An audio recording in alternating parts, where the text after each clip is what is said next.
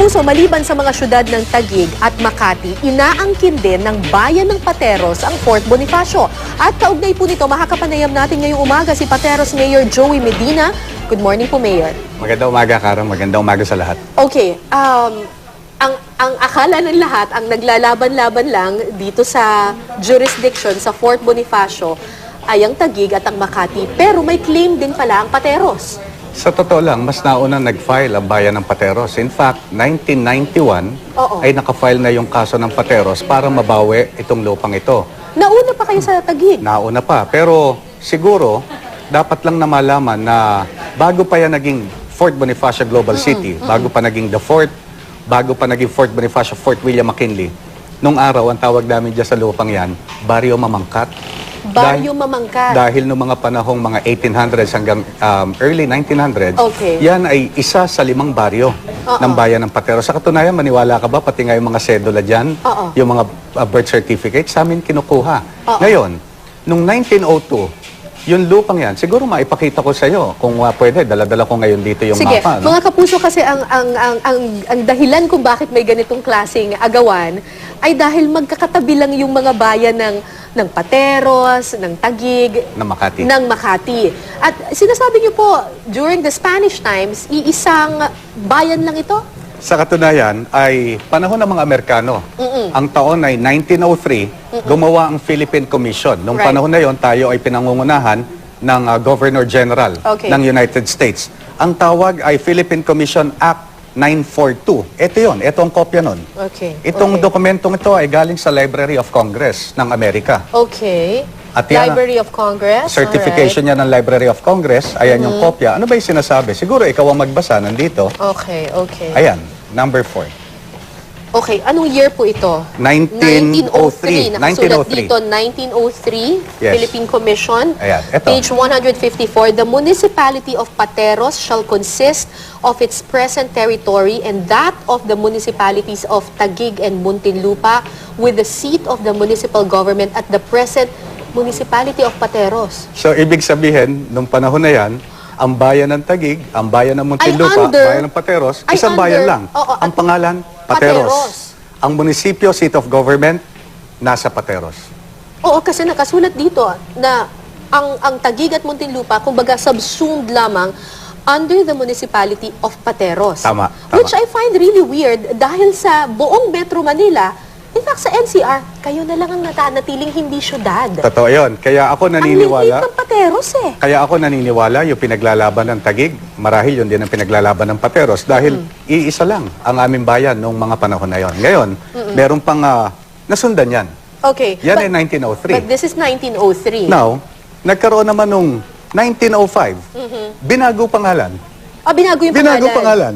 So Ito naman yan, galing din ito. Alam mo, lahat ng mga research na ito ay ginawa ni Councilor Dominador Rosales. Alright. Kasi si Councilor Rosales nagpunta pa talaga sa Amerika noong mga nakaraang taon.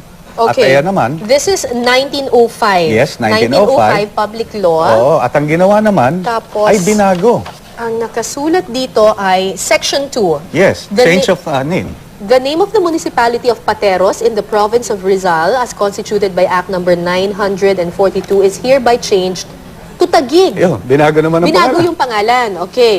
And said municipality shall consist of the former municipalities of Taguig, Pateros, and Muntinlupa with the seat of the municipal government at the former municipality of Taguig. So, Taguig na ngayon yung pangalan. Nabura Pateros. Nabula yung Pateros. Nawala ang Pateros. Okay, so yan ay taong 1905. So, ngayon kayo na ang subsumed sa Taguig. Okay, so ito ngayon ang pinaka-importanting dokumento sa tingin ko na dapat mapakita namin. That's 1905. Ito ay yun namang 1909. Ang tawag dito sa 1909 ito naman ay executive order. Galing din ito sa Library of Congress na research. Under the American government pa rin tayo nito. Ito. This is, pero ito published 1908. Yes, so nag-take effect ito ng January 1, 1909. Ito. Ang sabi dito, executive order, the municipality of Taguig. Kasi di ba pinalitan na ng Pateros, ginawa ng Taguig. The municipality of Taguig shall consist of the territory heretofore comprised therein less that of Pateros. Hiniwalay. Reconstituted. Yes, binalik.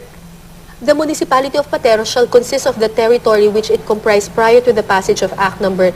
so pinaghiwalay na. Tapos, at ang sabi, ay yung aming lupa, bago yung Act 942 ay binabalik sa amin. So, yan ang sinasabi niyang dokumentong yan. So, maipapakita namin na ito.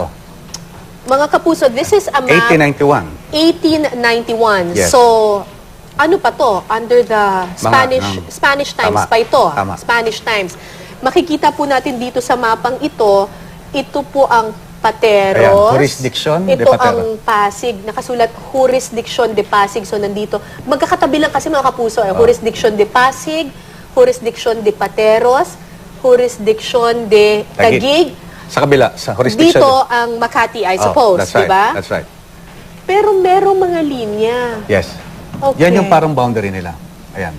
Okay, so dito, ang boundary, ang jurisdiction de Pateros is this That's right. This Yan line. yan, yes. This line. Tama. Okay. Nasaan ang Fort Bonifacio dito? Ngayon, ang Fort Bonifacio dyan ngayon ay nandito sa lugar na ito. Yan. This is 1891. 1891. So, nasa loob siya ng jurisdiction Jurisdiction de Pateros. de Pateros. In fact, ang tawag doon sa, ito pong nakikita ninyo mga kapuso, kung nakikita nyo po itong malaking mga linya na yan, nakasulat dito, ito ay sakop ng Barrio de Mamangkat. Ayan. So, ang tawag nyo nga dati, Barrio Mamangkat. Barrio Mamangkat. Oo. Before pa siya naging BGC, before pa... Bago pa yon. Yan ay aming Barrio Mamangkat. Yung mga kopya ng mga sedula ng mga tao ng mga panahon na yon, yung kanilang mga partido bautismo, birth certificate, sa amin kinukuha. So yan, isa sa 5 baryo namin, Barrio Mamangkat. Now, ito naman isang mapang ito, this is what? 1968. 1968 na to. 1968. Okay, So para maipakita sa inyo na mula 1891 hanggang at 1968, halos hindi naman nagbago. Okay. So eto ngayon. Okay, this is Municipality of Pateros. May linya dito, nakasulat dito, Municipality of Pateros. Pataas. Everything pataas, Municipality of Taguig, everything pababa. Yes. Wait, I'll look for Fort Bonifacio. This is the American Tama. Cemetery. American Cemetery Kasi yan. bilog di ba? Tama, Ito tama. yung itsura ng... So, which means Fort Bonifacio is somewhere there. Andito. Yung area na yan. Okay. So, ang sinasabi ninyo, sakop nyo pa rin. Tama. Right. Pero ano ba magiging epekto kung sakaling mapunta sa inyo ang Fort Bonifacio? Bakit po ba pinaglalaban ninyo ang claim ninyo sa Fort Bonifacio? Maraming nagsasabi ang liit-liit na bayan ng Pateros Alam mo, ang nawala kasi sa bayan ng Pateros, wag na natin pag-usapan yung revenue o yung kita. Okay. Ang pag-usapan na lang natin ang nawala sa bayan ng Pateros, unang-una yung aming pagkakataon na maging city. Aha. At ang pinaka-importante, siguro pagkatapos niyan, nawalan kami ng tunay na representasyon. Okay. Nawalan kayo ng pagkakataon na maging syudad kasi lumiit ang jurisdiction ninyo? Pag tinignan ninyo ang lahat ng dokumento, tignan ninyo ang lahat ng official census hanggang ngayon, nakalagay land area ng Pateros dapat 1,040 hektarya, 1,040 hectares. Okay. Pero ngayon, That's big, ha? Ngayon, ang lugar na aming nasasakupan ngayon ay Under your jurisdiction? Under our jurisdiction, 184 hectares. So ano nangyari dun sa almost 900? Ayun nga, yun ang pinaglalabanan na lupa sa That's Fort Bonifacio. That's right, that's right. So ngayon ang Pateros, 184 lang, pero ang land area niyo 1,000. Dapat 1,000. So, yung 184 hectares, malaki pa yung eskwelahan ng University of the Philippines sa Diliman. Dahil yun, mahigit 4 na hektarya. Imaginein mo, ganun kami kaliit, mula dulo, mula boundary hanggang sa dulong boundary, malalakad mo, lakad siguro mga 15 minuto, 15 At kapag minutes. napunta sa inyo ang Fort Bonifacio, may chance na maging city ang Pateros. Yes, magkakaroon kami ng chance na maging syudad at higit sa lahat yung representasyon, magkakaroon kami ng sariling congressman at siyempre, ito ginagawa namin, Kasi ang Tara. congressman nyo ngayon ay Ang congressman namin, Taguig Pateros. hindi lang Taguig Pateros, kung hindi, congressman ng Pateros at 12 barangay ng Taguig. Okay, okay. Kami sa Pateros lang, sa distrito lang namin ganyan. Congressman ng isang bayan Pateros at 12 barangay ng Taguig. Kaya sa amin, liliwanagin ko lang, ang ginagawa namin ito ay pakikipaglaban para doon sa karapatan ng aming mga ninuno na magsasaka sa lugar na yan, karapatan ito ng aming bayan at di ba sabi nga ng ating Pangulong Noynoy Aquino, ang gusto raw nila ay inclusive growth. Ang economic growth, maramdaman ng lahat. Sa akin, dito sa kaso na pinag-uusapan na ito ng Taguig at Makati, siguro sa aking palagay, hindi maganda yung isang syudad lang ang makikinabang. Hindi maganda yung isang syudad lang ang mananalo at lahat talo na.